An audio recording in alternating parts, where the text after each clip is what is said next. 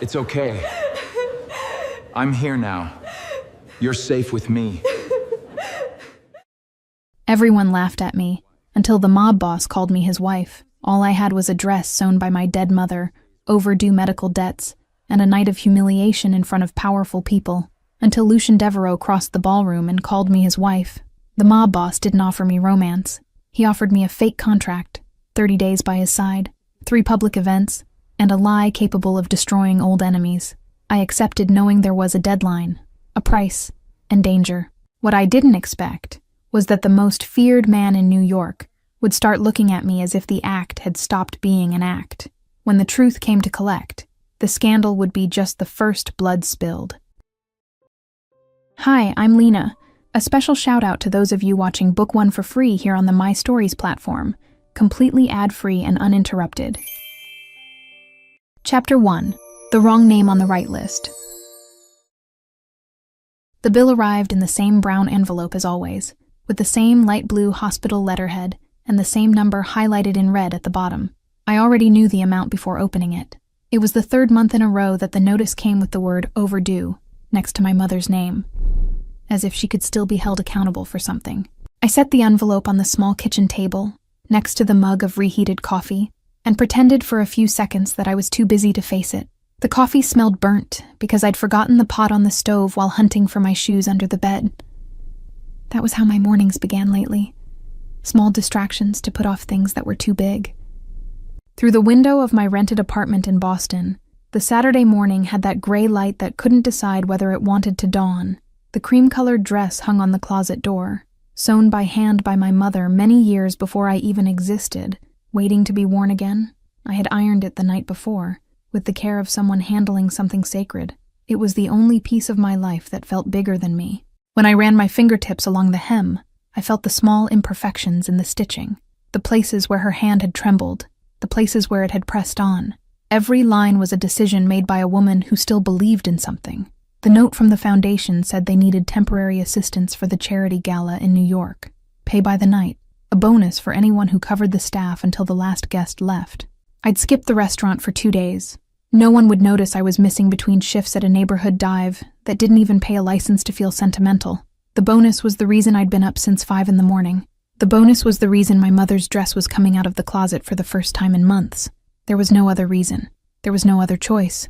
Paying off the debt wouldn't give me back anything I'd lost, but at least it would shut up the brown envelope every month. And shutting up one single thing, at that point, was already a quiet way of breathing. I picked up the little medal on top of the dresser, that small, worthless piece of metal she'd left me the night she stopped breathing in the hospital room, and clasped the cord around my neck. It rested against my collarbone. Cold, light, right. That was how I knew I was ready for anything, when the metal touched, and I didn't flinch away. The metal took a few seconds to warm against my skin. I kept my hand closed over it longer than I needed to, the way you hold the hand of someone who's leaving. The bus ride took almost 4 hours. I sat by the window with my small sewing box in my lap, because the strap of my purse was starting to come loose and I didn't want to risk losing the little notebook with my name on the foundation's list. The glass rattled against my temple at every pothole, and the smell of the bus was a mix of gas station coffee, cheap perfume, and old upholstery. Petra sent me 3 voice messages before the bus even left the station.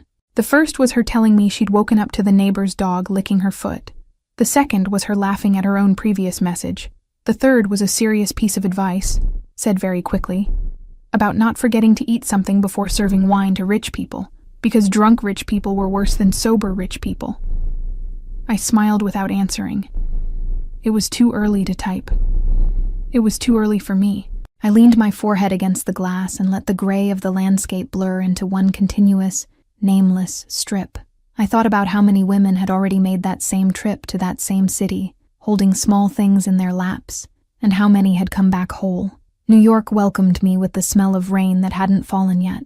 I walked from the terminal to the hotel where the gala would be held, clutching the address printed on a crumpled sheet of paper. The service entrance was off to the side, hidden between 2 industrial dumpsters. The metal smelled like old food and something too sweet underneath, like wilted flowers kept in plastic bags. I knocked 3 times on the metal door before a woman with a headset opened it. "Late?"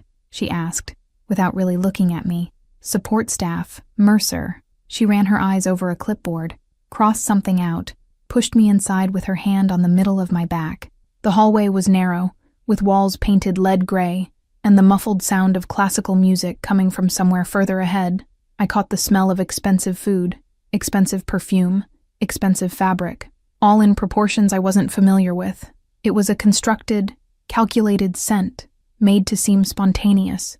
The lighting was low and yellowish in that service stretch, with bulbs flickering now and then, as if the back of the world was allowed to be tired.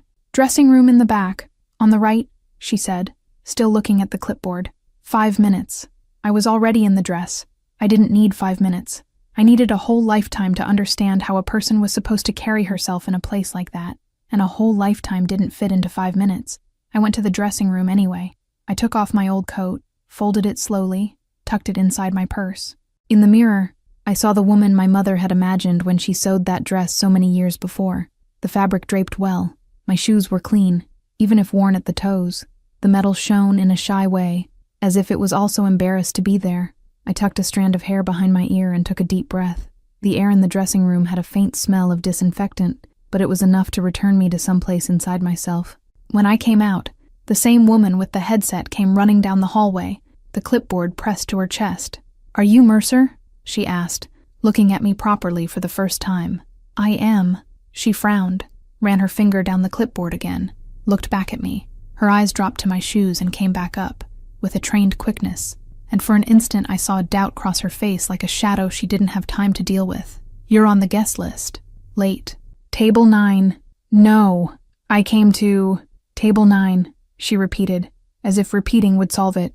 "This way." I tried to explain again, but she had already turned me by the shoulders and was pushing open the double doors that led into the ballroom.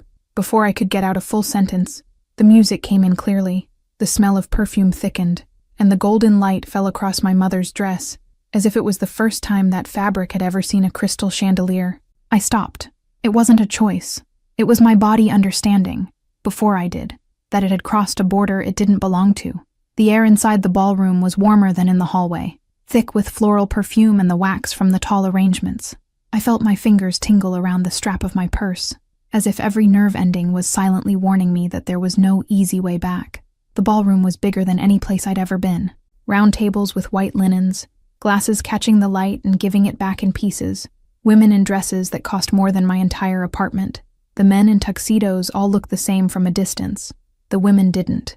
The women were each a small kingdom, and every kingdom looked at me the second my worn-out soul touched the marble floor. The marble was so polished that, out of the corner of my eye, I saw the trembling reflection of my own dress move with me, like a pale shadow that insisted on existing. The organizer pushed me one more step forward and disappeared through a side door. I stood there in the middle of the ballroom like a child who had walked into the wrong house. It took 5 seconds for the first laugh to appear. It was discreet, coming from a nearby table, muffled by the hand of a woman with a high updo. She whispered something to the woman next to her, and the woman next to her looked my way. Another woman turned her neck to check what was happening. A man beside them laughed silently, swirling his glass. The ice inside his glass clinked, and it was that small, ridiculous sound that seemed louder than all the music. I felt my own face heat up, and did the only thing I knew how to do in moments like that. I lifted my chin a fraction and pretended I had somewhere to go. I walked toward the edge of the ballroom, near a column, and leaned against it. The stone was cold through the thin fabric of the dress, and it was a relief to feel something other than the light. My phone buzzed in my purse. Petra again. I didn't answer.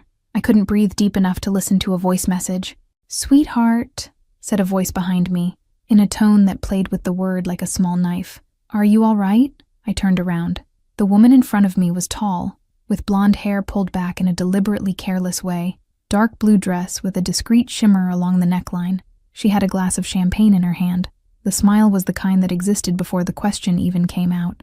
Her earrings swung slightly with every movement, long, heavy, with stones that caught the light and threw small, bright points across my face. "I am," I answered. "Good." She took a slow sip, her eyes traveling over my dress as if she were measuring the fabric from the inside. "That dress is charming." The pause before the word lasted a little too long. I gripped the strap of my purse tighter. I felt the old stitching give a millimeter between my fingers and prayed it would hold for the rest of the night. "Thank you. I'm Serafina," she said, as if the name was supposed to explain everything. Serafina Vale. She waited. I didn't fill the silence. I saw her eyebrow rise a millimeter. Controlled surprise, as if I had broken a rule I didn't even know existed. She tilted her head slightly, amused, and looked back at the ballroom behind her. Two friends drifted toward the column, drawn to what was about to happen like wasps to the smell of sugar. One of them already had the laugh ready in her mouth, held back behind her teeth. The other looked at me like someone checking to see if the merchandise was worth the time. "And you are Elodie." "Elodie," she repeated, chewing on the name. "Mercer, I saw it on the list. Table 9, isn't it?" I didn't answer. I couldn't say it was a mistake without giving away who I really was. And giving away who I really was, there in the middle of the ballroom, with those women watching, felt like a specific kind of death. Inside my head, I was running through the possible words, and none of them fit in my mouth without hurting something on the way out. Serafina smiled more slowly. She raised her glass in a small toast that wasn't a toast at all. "Well, what an interesting evening for you, Elodie Mercer." Behind her, the entire ballroom had already understood that a show was starting. Heads turned one by one, like dominoes that knew where to fall. The metal felt heavy on my chest, and I pinched the cord between two fingers through the fabric to remind myself that I was still whole. I felt my mother's breath, somewhere in an old place of memory, saying only what she always said when the world pressed in. "You stay standing, Elodie. That's all. Stay standing." Serafina took a step forward. Her perfume was too sweet. It was the kind of sweetness that covers something bitter underneath. I felt the smell stick in my throat before she even spoke again, and I had the exact impression of standing in front of a woman who had learned, very early on, that perfume was also a weapon. And then, with her voice loud enough for 3 tables to hear, she began. Chapter 2, Apologize to My Wife. "Girls," Serafina said, turning slightly toward her friends but keeping her eyes on me, "I think we've figured out where the smell is coming from." The two of them laughed. It was a short, rehearsed laugh, the kind only rich people laugh when they know that being heard is part of the joke. I stood still against the column, feeling the cold marble through the thin fabric of the dress. The metal pulsed at my neck as if it had its own heart, beating to a different rhythm than mine, slower, steadier, as if it still held someone else's pulse. "It's cream, isn't it?" one of the friends asked, pointing at the dress with her glass. "I had one like it, from my grandmother." "My great-aunt," the other corrected, "before she died." Serafina laughed at her own friend and turned her gaze back to me, as if the scene was my responsibility. Her perfume was too sweet, one of those that turn heavy in still air, and I held my breath so I wouldn't taste it on my tongue. "Don't mind them, sweetheart. They're teasing. It's a beautiful dress. Thrift store charm, you know? A little hint of mourning and everything." The sentence cut across the ballroom before I could even swallow. I saw heads turn at the table behind her. I saw a man cover his mouth with his napkin to hide a laugh. I saw an older woman slowly swirl her glass, not bothering to hide her curiosity. The golden liquid inside the crystal tilted and came back, in a lazy motion that matched the way she was examining me. I tried to leave. I took 2 steps sideways, went around the column, and headed toward the side hallway I had come in through. My worn shoes made a low sound on the marble that seemed louder than it was. Every step echoed back my own hurry, and hurry, in a ballroom like that, was a confession. "Where are you going?" Serafina asked, and I didn't answer. I walked faster. "Sweetheart, don't run.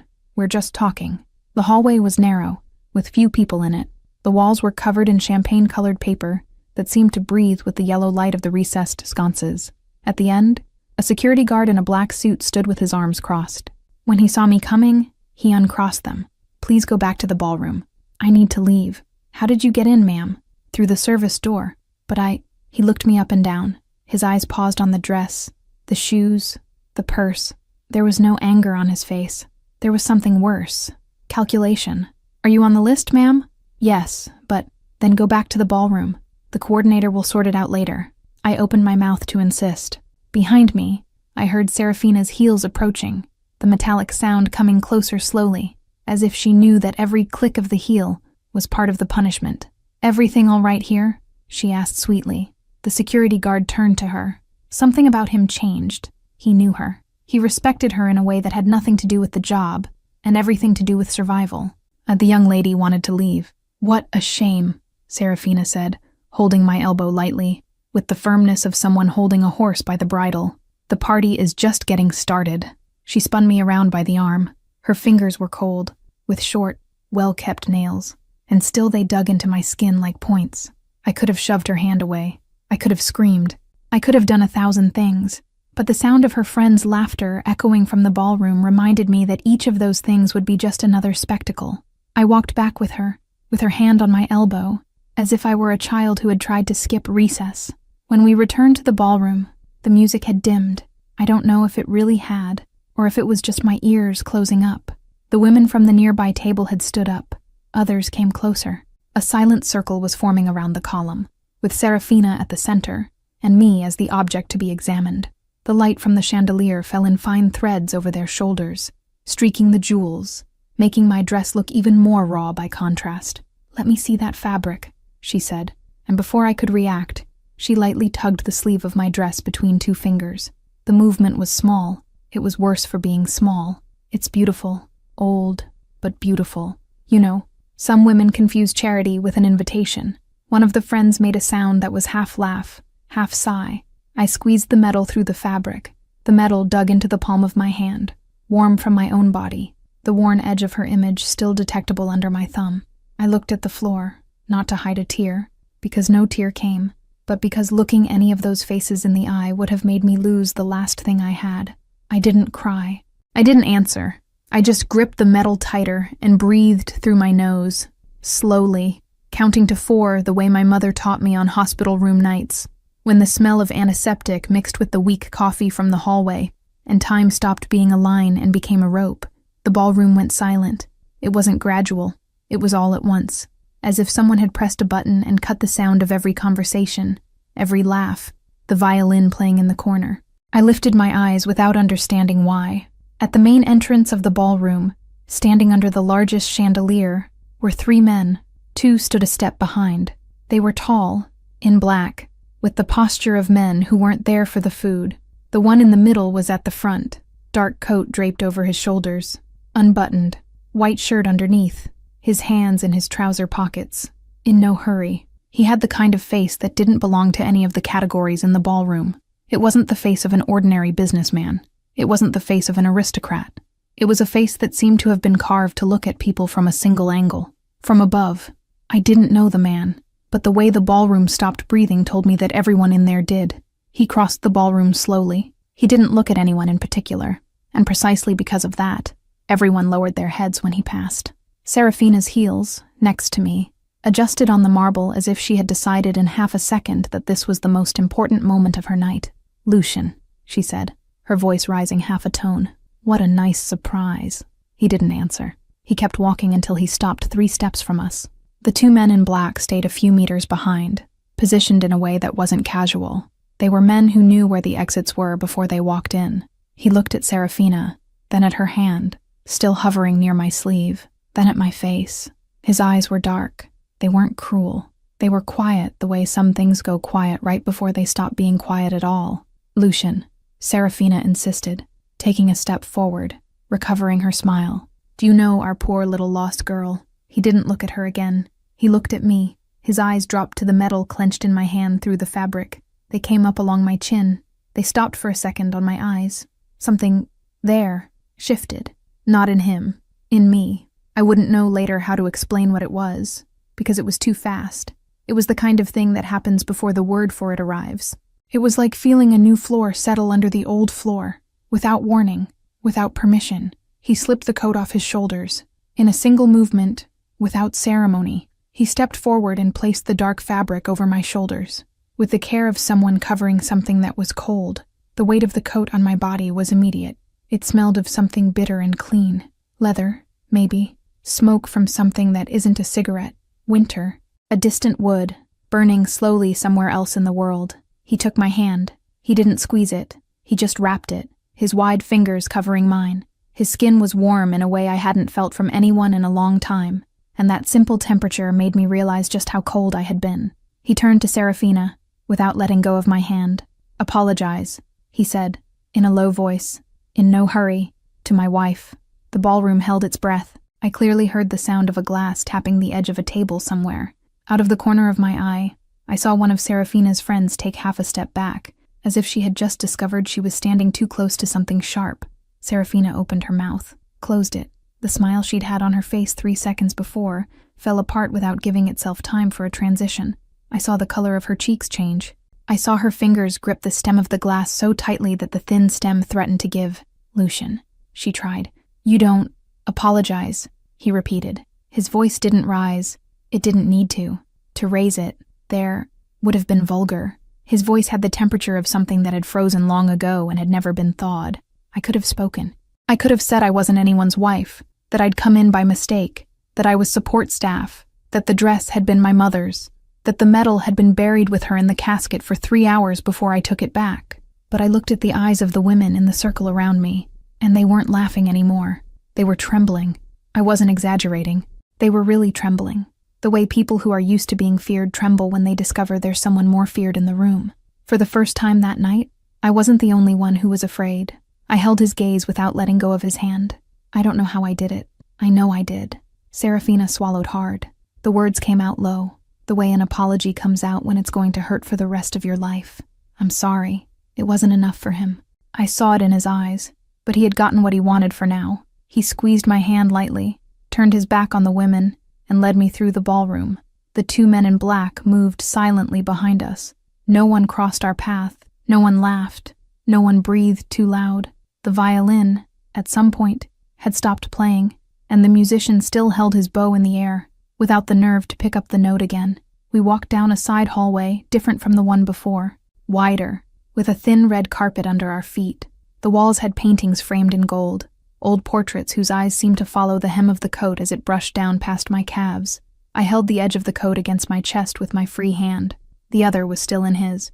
At some point, we passed through a door that led into a covered garage. The air changed. It smelled of rubber, of oil, of damp night. The sound of his heel on the concrete was dry, regular, and mine, beside it, tried to keep up without betraying how barely I could feel my legs.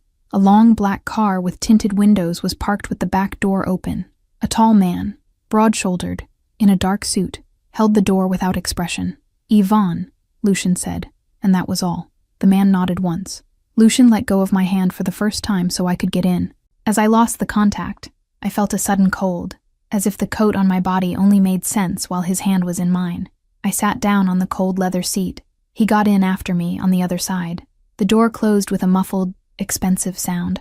The car pulled away slowly. For a few seconds, he didn't say anything. He looked at the dark window, at the street going by outside, at something I couldn't see. His profile, against the yellow light of the street lamps, was hard and calm, and it was in that profile that I realized he wasn't thinking about me. He was deciding what to do with me. I gripped the coat against my chest. The metal was on the inside, pressed against my skin, warm as a secret. When he spoke, it was without turning his face to me. "You," he said, "and I need to talk." Chapter 3: The 3 Conditions. The elevator rose in absolute silence, and I didn't know where to put my hands. Lucian was beside me, his chin slightly lifted, his eyes fixed on the floor panel as if he were reading a sentence written there. His coat still weighed on my shoulders, warm in a way that reminded me that this fabric belonged to a body, and that body was breathing too close to mine. Yvonne had stayed back in the garage, with a short instruction murmured in another language. The 2 men in black who had followed Lucian into the ballroom had disappeared down some hallway, the way men of that kind disappear, without noise, without a goodbye. The door opened onto an entire floor. There was no reception desk, no hallway, no plaque indicating it was someone's home. It was his home, plain and simple. High ceilings, walls in matte cream and black, floor-to-ceiling windows that showed Manhattan as if the city existed to be observed from above, never the other way around. I took 2 steps inside and stopped. "You can sit down," he said, in that low voice that seemed to spare its own words. "I don't bite." "I don't even know your full name," I answered, gripping the strap of my purse against my body. "You called me your wife in front of 200 people. I think sitting is the smallest problem of the night." He turned around. He looked at me with a strange calm, almost amused, as if he was already used to hearing everything I was going to say. He took off his watch, set it on the sideboard, undid the top button of his shirt. He was a man who got rid of small things with the same precision with which he commanded big ones. "Lucien Devereaux," he said, "and you are Elodie Mercer, 25 years old. You live in a rented apartment in Boston. You lost your mother not long ago, and you have 3 open medical debts in your name." I stood still. "How do you know that?" "Because you showed up in a report that came across my desk before the gala," he answered, not looking away. "By mistake, and out of habit, I read everything that crosses that desk." The metal warmed against my skin. I didn't know if it was shame, anger, or some kind of fear that didn't yet have a name. "Then explain it to me," I said, "because I swear I'm trying to understand at what point in the night I was turned into a character in a story that isn't mine." He walked over to a sideboard, opened a bottle of water, and poured me a glass before pouring his own.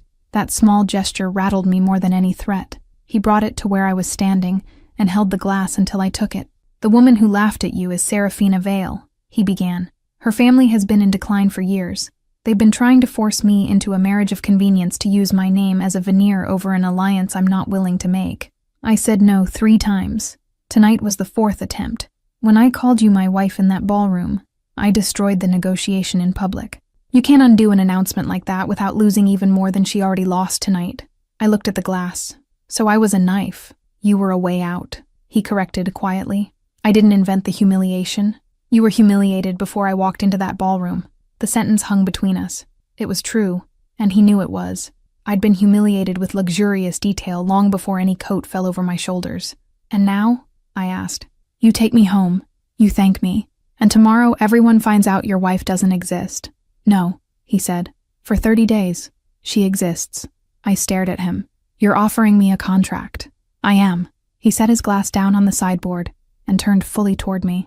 "You stay in this house for 30 days. You appear with me at 3 events, 4 at most. You don't have to fake passion. You just don't have to deny what was said tonight. In exchange, your debts are paid down to the last bill, and you receive enough that you don't have to go running back to a restaurant where someone screams at you over a forgotten tip." I laughed. It was a short, joyless laugh, more an exhalation than anything else. "You talk as if I was going to accept. I talk as if you were going to think about it." He tilted his head slightly. "I'm not in a hurry, Miss Mercer." He really wasn't. The bills came in the mail, in my mother's name, written in typewriter font, that seemed to insist on existing as if she could still be charged. I thought about the most recent envelope. I thought about the hospital.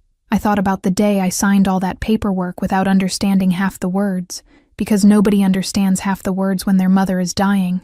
I sat down. It was the most elegant way I could find to admit that I had no escape route. "Might I have conditions?" I said. He pulled up a chair across from mine. He sat down. He didn't cross his legs, didn't lean back, just rested his forearms on his knees like someone settling in to listen. "I'm listening." "First," I began, and my voice came out steadier than I expected. "You don't decide anything about my personal life. You don't pick my clothes. You don't pick my schedule. You don't pick who I see. You don't decide whether I work or not. I'm going to keep volunteering at a foundation. It's not negotiable." He didn't interrupt. "Second," I went on, "you don't touch me in private, in public, whatever it takes to keep the story standing. Behind closed doors is something else. I wasn't hired as a woman. I was hired as a name." I saw something pass through his eyes, too quickly for me to name. Maybe surprise, maybe respect, maybe neither. Third, I said, "you don't decide for me. If at any point I want to leave before the 30 days are up, I leave, and the contract ends there. No claims, no promises, no going back." He looked at me long enough for me to hear the city outside, distant. For a second I thought he was going to smile, and that was almost more dangerous than if he had frowned. "I accept all 3, he said, just like that. No bargaining. "No. Why?" "Because you're asking for the minimum," he answered. And I've had people sitting in that chair asking for the impossible. I didn't know what to do with that sentence, so I did the only thing I knew how to do in that state. I stood up. I said I needed to sleep. He pointed me to the hallway on the left, told me a door number, and asked that I lock it from the inside if it would help me feel calmer. He said it without irony. I thanked him without irony too, which was a miracle considering the kind of night. The room was the size of my entire apartment. I didn't even notice the bed. I took off my shoes, lay down on top of the bedspread in my dress, and stared at the ceiling until the ceiling stopped meaning anything. I woke up disoriented, with the light hitting me from an angle I didn't recognize. For a second I thought I'd dreamed all of it. until I looked at the foot of the bed and saw, folded on an armchair, the black coat he had placed over my shoulders. No one had come in. I'd brought it to the room myself and didn't remember. I got up. I washed my face at the sink in a bathroom with a marble basin. I didn't have the nerve to leave the tap running for more than 10 seconds. I went out barefoot down the hallway looking for someone who was awake, and the penthouse gave me back the polite silence of a place trained not to make noise before the owner asked. I found the kitchen by the smell of coffee. There was a man leaning against the counter, tall, broad-shouldered, in a dark suit even in the morning, light brown hair cut short, eyes of a man who didn't sleep. He looked at me over his cup. He didn't move. "Good morning," I said. "Morning," he answered. I waited. Nothing else came. "You're Ivan." "Ivan." "Yes." I leaned against the counter on the other side, the way you lean against a bar when you don't know anyone at the party. "Is Mr. Devereaux up yet?" 3 hours ago." 3 hours ago? "Yes. And he's working." I thought about giving up, but the embarrassment of the silence was worse than the embarrassment of pressing on. "Is there coffee for me?" He moved for the first time. He grabbed a cup, filled it, slid it toward me with the precision of someone placing the cup exactly where my hand could reach it, without me having to take another step. "Thank you." "You're welcome. You talk a lot in the morning, huh?" He looked at me. I swear I saw the corner of his mouth twitch. A millimeter, maybe less. I've been told worse. It was the first thing close to a laugh I'd let out in 24 hours, and it almost startled me. Lucian appeared in the kitchen doorway without making a sound, in a simpler shirt than the night before. No coat, none of the hostility he wore as an accessory in public. He looked at me, then at Ivan, then back at me, and something in his mouth softened. "Morning," he said. "Morning. Did you sleep?" "More or less." "I'm going to be out most of the day," he said, and grabbed a cup for himself. "Ivan is at your disposal. If you need anything, he'll take you." "I'm going to walk." He stopped with the cup halfway up. "Walk. To the foundation. I told you yesterday I was going to keep volunteering. Today is one of the mornings I'm going. The foundation is almost 30 blocks from here. I have 2 legs." Lucian looked at me for a second that stretched like a rubber band. Then at Ivan. "She has 2 legs," he said, without expression. "I would imagine," Ivan answered. "On foot, then," Lucian concluded, going back to his cup. "But take the phone that's on the sideboard by the entrance. It's new. It's in your name. There's no one calling besides me and Ivan, and neither one of us calls unless it's necessary." I opened my mouth to complain about the phone, then closed it. It had been one of my 3 conditions that I wouldn't be controlled, and even so he had given way and let me go on foot. A phone didn't break any of my rules. Picking a fight just because it was him offering was stubbornness, and stubbornness didn't pay bills. "All right," I said. I downed the coffee in one long swallow. I went upstairs to change, same dress as the night before, folded carefully by someone, waiting for me on the armchair. I put on a simple blouse from my small bag, black pants, a cardigan, flat shoes. I squeezed the metal under my blouse, grabbed the phone, went downstairs. Lucian was already gone. Ivan opened the elevator door for me, and before it closed, he said only one sentence. "Cross Madison at the right light, Mrs. Mercer." I looked at him. I didn't correct the Mrs. I figured it wasn't worth it yet. I stepped out into the street, with the first sense of fresh air since I'd walked into the gala. Manhattan was loud, indifferent, gloriously uninterested in me. I walked slowly, feeling each block as if every corner could give me back a piece of my own name. It was around the 3rd block that I noticed. A man on the other side of the street, in a beige coat that didn't match New York's pace. He stopped when I stopped. He walked when I walked. He crossed when I crossed. I kept going, my heart climbing into my ear, and tried to convince myself it was a coincidence. By the 5th block, it wasn't anymore, and I memorized his face, not yet knowing how often that beige coat would find me again. I gripped the phone in my pocket. I gripped the metal over my blouse, and I understood, without needing an explanation, that I had accepted a 30-day contract with a man whose world had shadows circling before I even woke up, and that those shadows already knew my face. Chapter 4, The Folder with My Name on It. The days went by the way days go by when you live inside a house that isn't yours. There was a dinner Monday night at a restaurant closed off for us and for 8 other men who smiled as if smiling was a form of threat. Lucian introduced me to one of the guests as my wife, Elodie, without making up a story, without promising anything beyond the name. I wore my mother's cream-colored dress, restored by a seamstress he had recommended, and that I had paid for out of my own pocket when he tried to pay for the 4th time. The other men's wives looked at the dress the way you look at an exotic animal outside its cage. I looked back without flinching. Which one of these forks is for whatever looks like a tiny sculpture on the plate? I asked aloud, at exactly the right moment. Lucian, next to me, didn't laugh, but his temple twitched, and that night I learned that was his way of laughing. His hand dropped under the table and touched the back of my chair, without touching me, marking territory through a layer of dark wood. There was the foundation on Tuesday. Rowena Ellis, one of the foundation's longest-serving employees, came up to me on the 2nd day, a coffee mug in her hand and a smile that didn't ask permission. "You're the new girl who showed up from nowhere," she said. "I'm Rowena. No filter, no patience, no interest in judging anyone who shows up here in the morning with the under-eye circles of someone who slept in a palace." "It isn't a palace," I answered. "Worse," she said, shrugging. "Palaces at least are honest about what they are." We laughed. It was the first time in a week I'd laughed for a simple reason, and Rowena walked into my life through the kitchen door without asking if she could. There were mornings when I found Lucian in the glass-walled office, reading papers, his sleeve rolled up to the elbow and a pen tucked behind his fingers. There was one time when he looked up too quickly when I came in, and took half a second longer than he needed to go back to the page. There was a breakfast, on Wednesday, where neither of us said anything for 7 straight minutes, and the silence became so dense that I picked up the newspaper just to have something between his eyes and mine. The coffee cooled in my cup. I didn't drink it. He noticed, and pushed a fresh pot toward me without saying a word. There was a hallway. It was on Wednesday night, after the 2nd dinner. I had taken off my shoes to go up the inner staircase of the penthouse, and he was coming down. We crossed on the 2nd-floor landing, at the point where the wall curved and the hallway narrowed for about 2 meters before opening up again. The light from the sconce at the end of the hallway painted half his face amber, and left the other half in the dark. He stopped. I stopped. Neither of us had to stop. "You looked good tonight," he said, and the sentence came out rough, as if it had been thought up 3 blocks earlier. "It was my mother's dress." "I know." He extended his hand. He didn't actually touch me. The tip of his fingers stopped a centimeter from my elbow, and stayed there, and I held my breath because it was the only thing I knew how to do in that moment. I felt the warmth of his skin cross the distance without needing contact.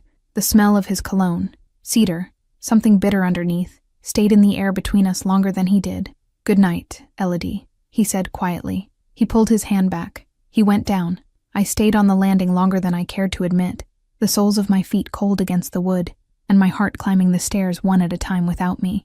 Petra sent a voice message on Thursday, 4 minutes of a joke about her neighbor who had replaced his doorbell with a hospital siren, and then 30 seconds at the end where she asked if I was all right, without laughing. The next day, 2 more voice messages. One about a customer who had ordered decaf coffee with extra caffeine, the other just the sound of her cracking up at her own joke. I answered laughing for the first time all week, and Petra sent back a message saying, "You're back. Thank God. I was already prepping the helicopter rescue." "I'm okay," I answered by text. It was almost true.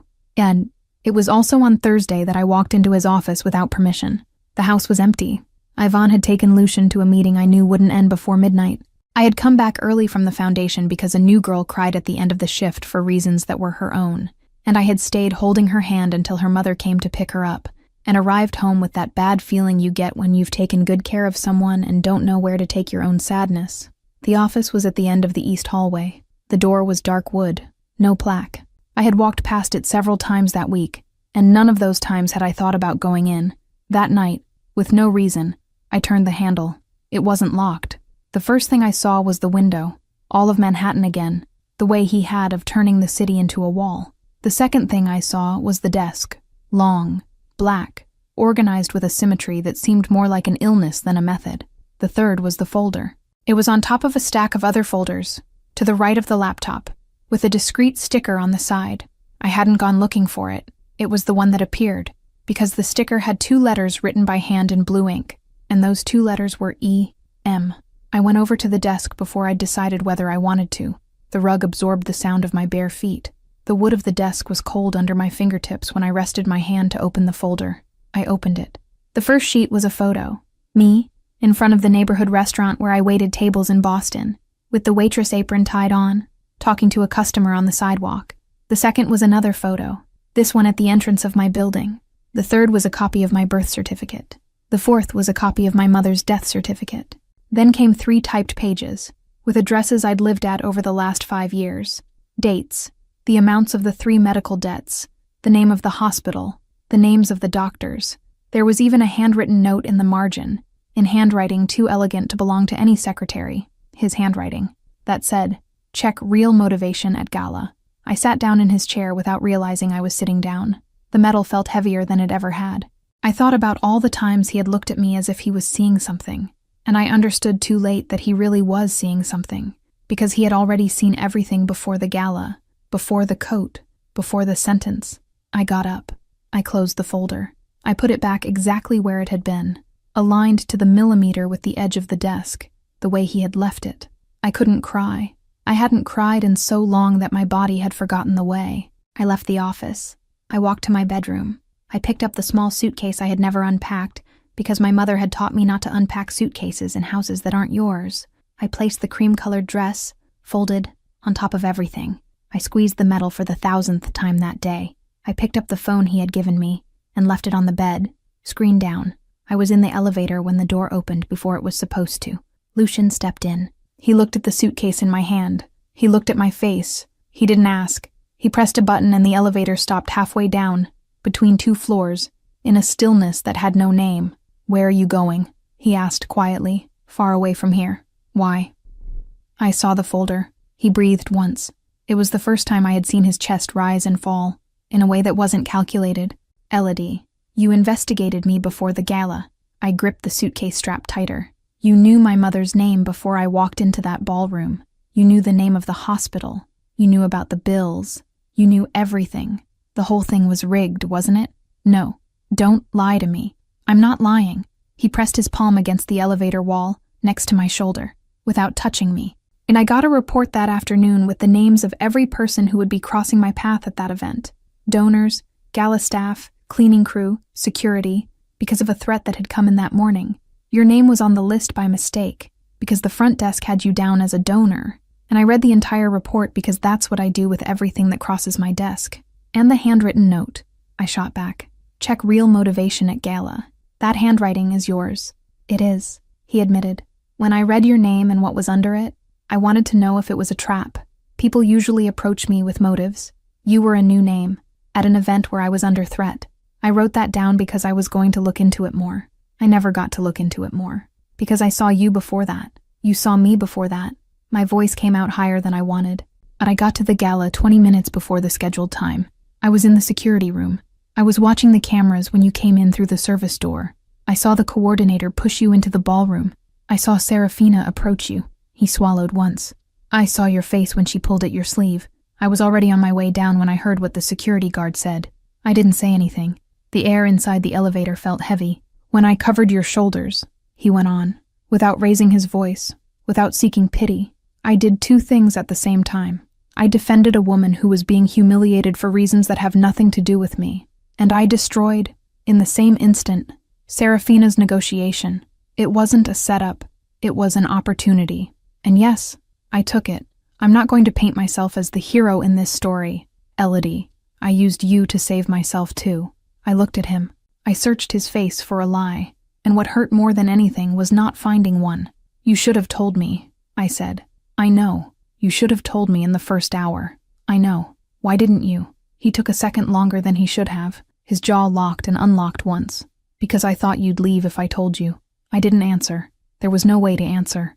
It was the first honest sentence he had given me in a week, and it cut into me from the inside because it was exactly what I would have done. He pressed the button. The elevator went down to the lobby. When the doors opened, I didn't get out. Lucian stood next to me, without grabbing my arm, without using the voice he used with other people. He waited.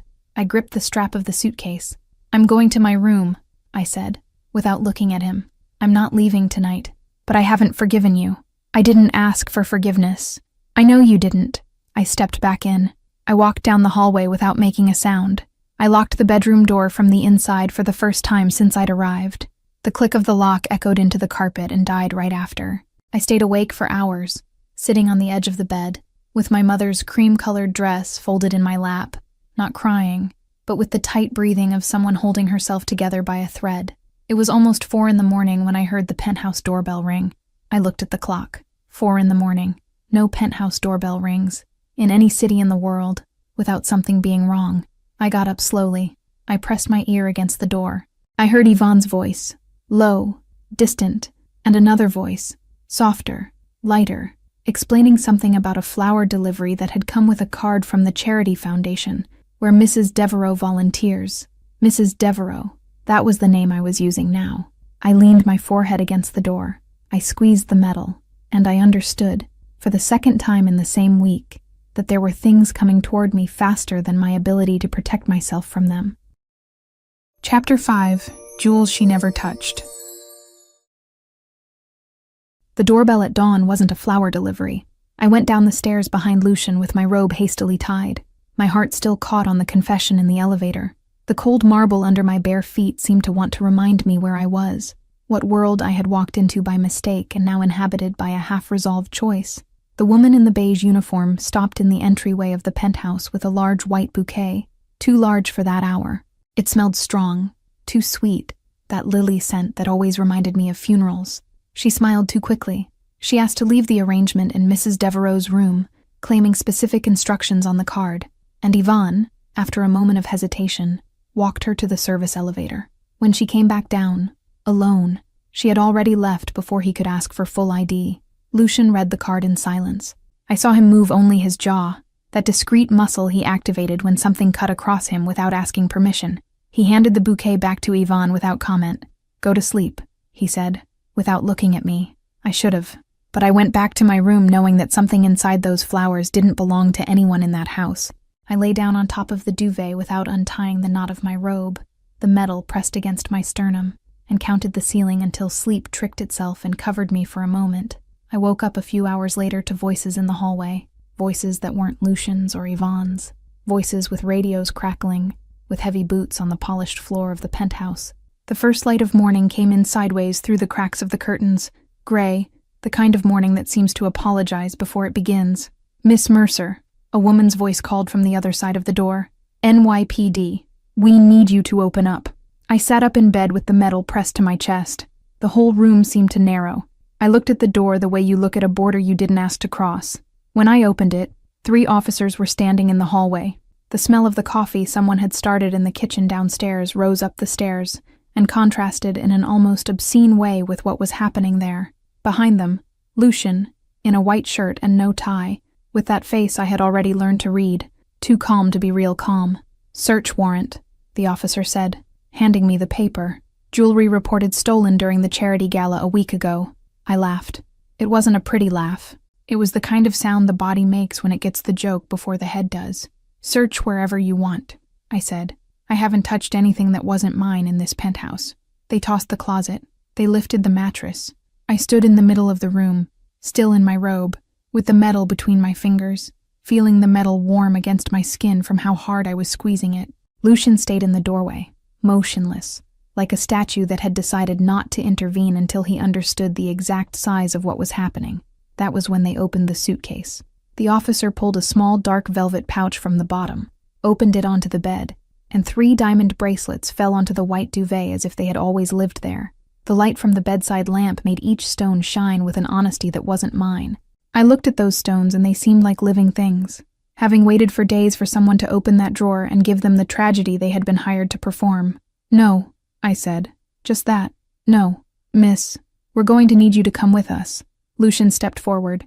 I saw his shoulder rise a millimeter, the kind of movement that in any other man would be preparation for shouting, and in Lucian Devereaux was preparation for destroying an entire career with a single phone call.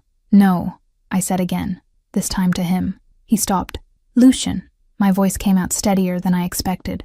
"Prove I'm innocent without becoming what they expect of you, without threats, without favors called in, without the monster." He looked at me for a moment that was too long. I saw something crack behind his eyes, not the coldness itself, but the shell of the coldness, which is different. Then he nodded once, very slowly, like a man accepting a condition more expensive than any piece of jewelry. "Go," he said to the officers. "I'll meet you at the station." The steps of the station were already crowded when the car pulled up. Someone had tipped off the press before the warrant had even hit my door. I got out with my wrists free, because the officer had had the decency to spare me handcuffs in front of the cameras, but that didn't stop the flashes. They came in bursts. each one asking for a different piece of my face. "Miss Mercer, is it true that you are Lucien Devereaux's secret wife?" one reporter shouted from up front, whose name I would later learn was Quentin Hale. "Oh, how long have you been together? Do you confess to the theft of the Vale family jewels?" I looked straight ahead, only straight ahead. The metal weighed under my blouse like the last piece of steel I had left. I remembered the ballroom at the gala, the tugged sleeves, the rows of laughter. The second time, I already knew where to put my chin, where to put my eyes, and that breathing too deeply gave it all away. Inside, they sat me down in a narrow room with cement-colored walls, a table, 2 chairs, a light that hummed in a monotone, similar to the hum of the machines that had accompanied my mother in her last days. I waited. I didn't ask for a lawyer. I didn't ask for water.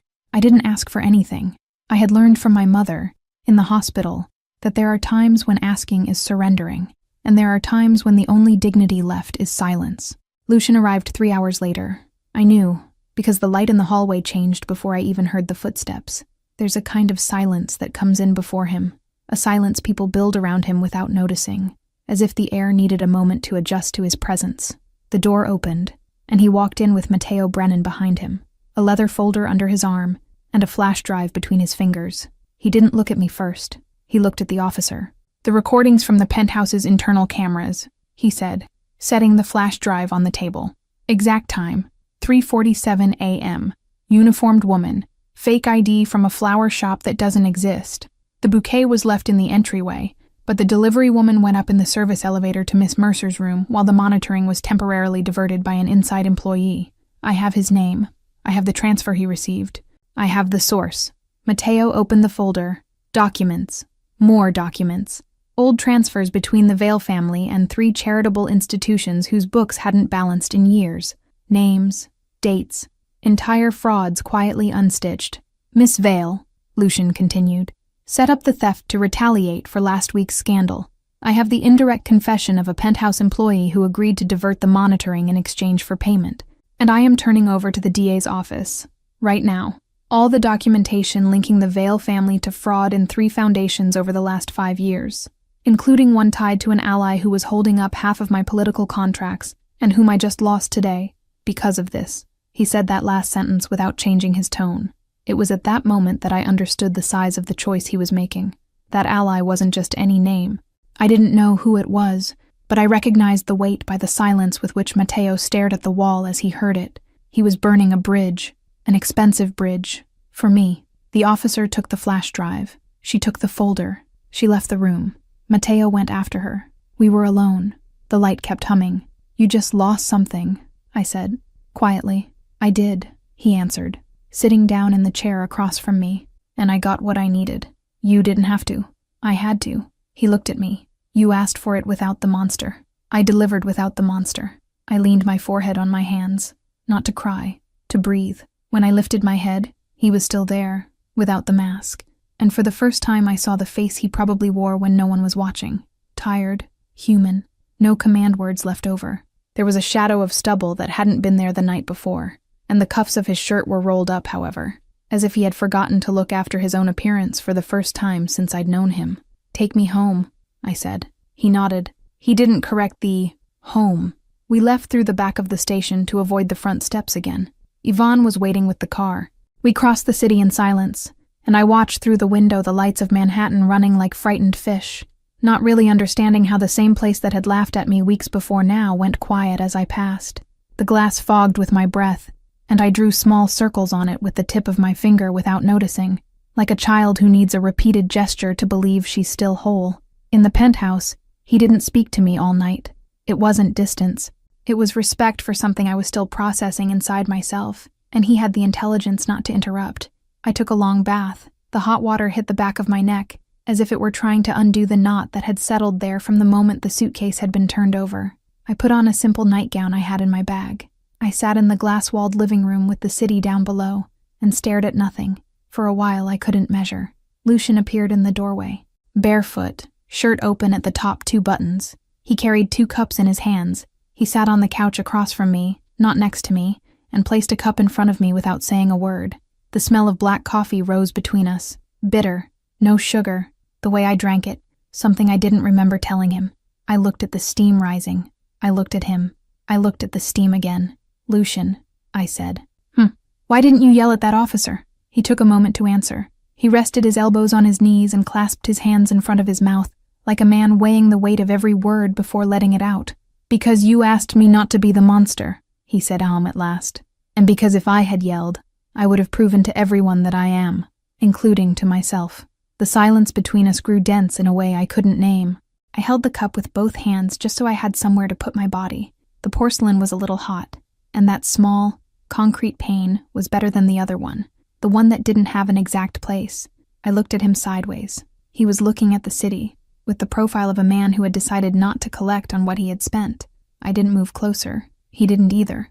But I felt, with the same certainty I felt the metal against my chest, that something between us had moved into a different room without asking permission.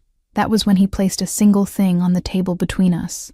The contract, still folded, the edges slightly crumpled by someone who had kept it in a place more intimate than a safe. He didn't say anything about the contract. He just left it there, in the middle of the table, between the 2 cups of coffee that were going cold at the same time. I looked at the folded paper. I looked at him. I looked at the paper again, and I understood that the next choice was no longer his. Chapter 6. Who Holds the Door? The following Saturday arrived with weak sun and a washed-out sky. I put on my mother's cream-colored dress for the last time as armor. The next time, it would just be a dress. I ran my hand along the hem stitched with tiny stitches I knew by heart, and took a deep breath in front of the bedroom mirror. The woman reflected there had a slightly higher chin than she had had weeks before. Maybe it was just an impression. Maybe not. The new charity gala was being held in the same ballroom, the same chandeliers hanging like suspended jewels, the same waiters trained not to slip on marble, the same women with heavy surnames on the tips of their tongues. The air smelled of white lilies and expensive perfume. That sweet mix I had learned to recognize as the scent of old money. Lucian offered me his arm at the entrance, and I took it without thinking, because that night wasn't about pretending distance. It was about closing a cycle in the place where it had begun. He was in black from head to toe, his silver watch tapping lightly against my elbow as we walked together. I felt the warmth of his arm cross through the thin fabric of my sleeve and anchor something in me that didn't have a name. Serafina wasn't there. She couldn't be.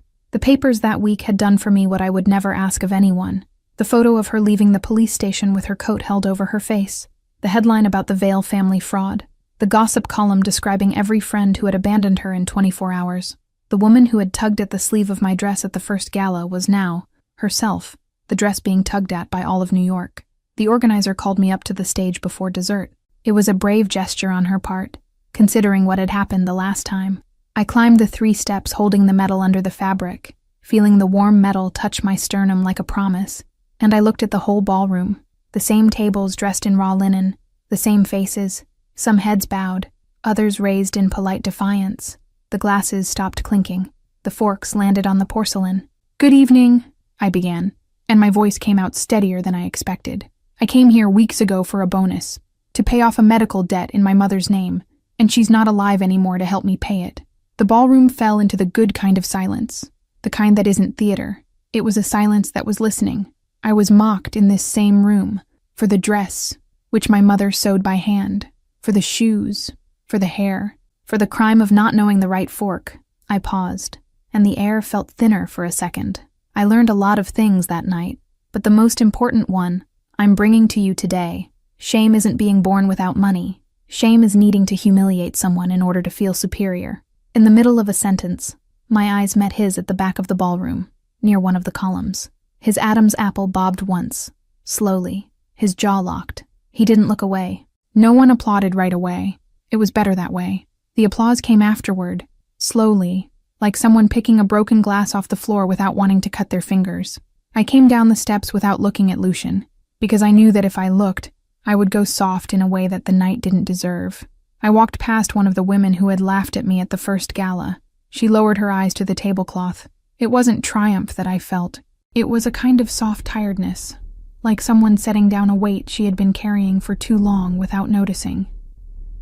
He waited for me at the corner of the ballroom, near one of the cold marble columns. He had a folded piece of paper between his fingers. I recognized it before reading it. The contract. Those pages that had been the rope, stretched between us since the first night. "Here," he said, and tore the contract in half. The sound of the paper opening was louder than the distant music playing in the back of the ballroom. He tore it again, and once more, until it became 4 small pieces in the cup of his hand. "You don't have to fake anything anymore. Not with me. Not with anyone in this city." I looked at the pieces. I looked at his face. The light from the chandeliers fell on his jaw in a way that made his expression almost unbearable to read. "I know," I said quietly. "Go wherever you want." His voice was controlled, but there was a fissure in it I had never heard before, a fine crack through which the man behind the boss was escaping. "Take whatever you want. I've already paid what needed to be paid." "I know," I repeated. He nodded once. He didn't ask me to stay. It was, perhaps, the hardest thing I had ever seen him not ask. I saw his Adam's apple rise and fall once. I saw his fingers close over the pieces of paper as if they still needed to be holding something, and that was how he let me go, without a chain, without a promise, without theater. I left the ballroom through the front door. Through the door, people walk in by, not the door people get pushed through. I didn't call a car. I didn't wait for Ivan, Lucian's driver, who used to watch me in the rearview mirror with that dry half-smile. I walked through the streets of Manhattan with the cream-colored dress brushing against my legs, my mother's shoes on my feet, the medal against my chest, and I thought about the woman who had sewn that dress without knowing it would one day enter 2 galas in the same ballroom. The night wind was cold, but not cutting. It carried the smell of wet asphalt, of chestnuts roasting at a cart on a corner, of warm smoke escaping the subway grates. I walked for hours. I crossed bridges where the wind hit harder and made the dress dance against my legs. I rounded squares with empty benches. I walked past restaurants where couples laughed behind windows fogged by the warmth of the food, past children begging for change on the corner, past old men selling chestnuts from metal carts with embers visible through rusted grates. One of them offered me a paper cone, and I paid without being hungry, just to feel the warmth of the little bag in my palm. At some point, I sat down on a bench near the East River and looked at the dark water without hurry. The lights from the other shore broke up on the surface like watercolor left out in the rain. A lone boat cut slowly across the river, leaving behind a silver trail that closed back over itself. And I understood. No one gives a woman her dignity back. At most, someone holds the door while she walks in to take back what was always hers. Lucian had held the door, but the walking in had been mine, had always been mine. From the night I gripped that medal in the middle of the ballroom and refused to cry in front of people who were laughing. My mother hadn't left me a dress. She had left me a way of staying whole even when the world tried to tear me along the seams. I got up from the bench when the sky was starting to shift from blue to graphite. I walked back the same way, past the same carts, past the same restaurants where the couples were now paying their bills. I took my time. I wasn't in a hurry. My feet ached, burned in a specific spot on the heel where my mother's shoe had never fully given way, and I didn't care. The penthouse was dark when I came in. Only the light from the city outside, low, silver, resting on the furniture like fine dust. The entryway smelled of the same woody cologne he wore, mixed with a trace of whiskey that had been poured and probably forgotten. Lucian was sitting on the dark leather couch. No jacket, no shoes, his head resting back and his eyes closed. The white shirt was open at the first few buttons, and the line of his neck was exposed in a way I had no business thinking about lightly. He opened them when he heard me. It wasn't gradual. It was as if he had been waiting for that sound of heels coming from the entryway during every hour I had walked the city. He didn't say anything. He just looked at me, with the kind of stillness that exists in a man who has decided not to ask for anything else in his life. I crossed the room slowly. The rug absorbed the sound of my steps. I stopped in front of him. I held out my hand. He looked at my hand. He looked at my face. He stood up without hurrying, slotted his fingers into mine, and I felt the temperature of his skin cross mine like a silent warning. His thumb moved along the back of my hand once, slowly, like someone confirming it really was me. "You came back," he said, in a low voice. "I did." "Why?" I looked into his eyes and answered the only thing that mattered. "Because I chose to." He pulled me close without roughness. He rested his forehead against mine. I closed my eyes. I smelled the warm scent of his collar, the faint cedar mixed with skin warmed by the night. I felt his breath on my lip before his mouth even found mine. The kiss came slowly, without theater's hunger, with the calm of someone who understood he had the whole night and a few more, if life was generous. When the kiss ended, he rested his hand against my face and looked at me as if he wanted to memorize exactly that version of me. His thumb traced down my cheek to the corner of my mouth and stopped there, hesitant for a brief instant, like a man who still didn't quite believe in his own right to stay. "Come," he said. I went. The bedroom door closed behind us. I woke up first. The room was dim, that kind of shallow light that comes in behind the curtains before the sun has decided what to do with the morning. The sheets were cold on the side he had already left. Lucian was asleep on his side, one shoulder uncovered, his breathing calm in a way I had never seen, his arm stretched across the part of the mattress where I had been, like a man still saving the spot. I watched him for a stretch of time I didn't ask to measure. The lines of his face were looser in sleep. The frown that usually lived between his brows had given way, and for once he just looked like a man, not a name whispered in ballrooms. Then I slipped out of bed carefully, pulled on one of his shirts over the nightgown, and went to the glass-walled living room. The city below was still in a hangover of lights, with that dawn shade that seems to apologize for the night before. I made coffee, alone, slowly, listening to the low noise of the machine and the patient drip of the dark liquid into the glass carafe. The smell filled the open kitchen, dense and good. I sat on the stool at the counter with the cup between my hands and watched the sky change color behind the skyscrapers, from graphite to pale pink. He appeared barefoot a few minutes later. White t-shirt, dark pajama pants, hair messy, in a way no salon in the city would have the nerve to charge for. He still carried sleep in his eyes, and still he looked at me as if I were the first thing he needed to see before the world. He pressed his forehead to my temple. He stayed there for a second, breathing in the smell of my hair. "Morning," he said quietly. "Morning." He picked up the other cup. He sat next to me on the high stool. He slotted his fingers into mine on top of the granite counter, without ceremony, as if that position of our hands was already an old thing, from many repeated coffees. I thought, for a very brief moment, about how much I still didn't know about that man. How many stories locked in safes with combinations I would never see. How many names and folders locked away in his office. How many silences patiently stitched over the years to survive a world he had inherited without asking for it. I thought about it without fear. I thought about it like someone recognizing that loving someone complex means accepting that there are still rooms to open, doors to unlock slowly, without hurry, without invasion. But then the smell of the coffee rose toward me, hot and bitter in just the right way, and his hand squeezed mine a little tighter on the counter, and I let the thought dissolve into the warmth of the cup. I was exactly where I had chosen to be. Lena here. That wraps up book 1, and I've already finished book 2. You can get access to it for a really small fee. I thought Lucian Devereaux had chosen me out of love, until an envelope proved that I might have only been the perfect revenge against another woman. In the photos, he appeared in Montreal with Serafina Vale, her body pressed against his hand on her waist the same way it touched mine. The look he swore was only mine. Too close. Too intimate. Too guilty for any explanation not to sound like just another well-told lie. I wasn't the woman he loved. I was the perfect revenge against her. I ran that same night, while he still slept in our bedroom, taking only a small suitcase and the secret that was now burning inside me. I was pregnant with his child.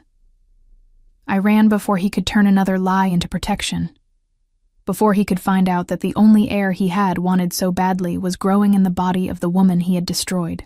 And what if Lucian finds out too late that by letting me slip away, he didn't only lose the woman he claimed to love? He also lost the son he will never be able to protect. Because now I'm no longer a piece in his game. I'm the only person capable of taking everything he has. Like I said, that was just a taste of book 2. To watch it uncensored, just click on the first link here in the pinned comment. I'll see you on the other side in a few seconds. Remember, just click on the first link down here in the comments, and book 2 complete, no ads, no interruptions, will already be available for you. It's very simple. Book 2 is something I'm loving making. You're loving it too, so I promise there will be more. It's where you find increasingly spicy stories, a true dark romance. And precisely because this version is getting more and more heated, the video isn't well accepted publicly on YouTube. This closed environment is where I can actually share my essence and where I feel free to do my best work for you. More news coming soon. I'll be waiting for you on the other side. Unfortunately, Many people have been downloading our audio, effectively copying the entire story, and simply reposting it on YouTube. If you want to watch the original story and be the first to receive the next ones, search for My Stories by Lena on YouTube to get the best dark romance content. Remember, the official channel is My Stories by Lena on YouTube. I'll be waiting for you there. Congratulations! Your purchase has been confirmed, and you now have full access to books 1 and 2 of all our stories, completely ad-free and uninterrupted. Everything is available on the My Stories platform, from mafia romance and billionaire romance to our spicier tales. This content is ready for you now, with new episodes added daily. Access is simple. Just log in using the same email address you used for your purchase. A confirmation has also been sent to that same email. The My Stories platform is very simple and intuitive. Each image represents a story. If it has a book 2, just click and press play. Everything is already unlocked for you. You can also rate each story, leave a like, and write a comment. Your feedback will be visible to all our other subscribers. This is our romance universe, so please feel free to interact. From this moment on, this is officially your home for romance stories. Just head over to mystoriesromance.com and press play. Welcome to the family.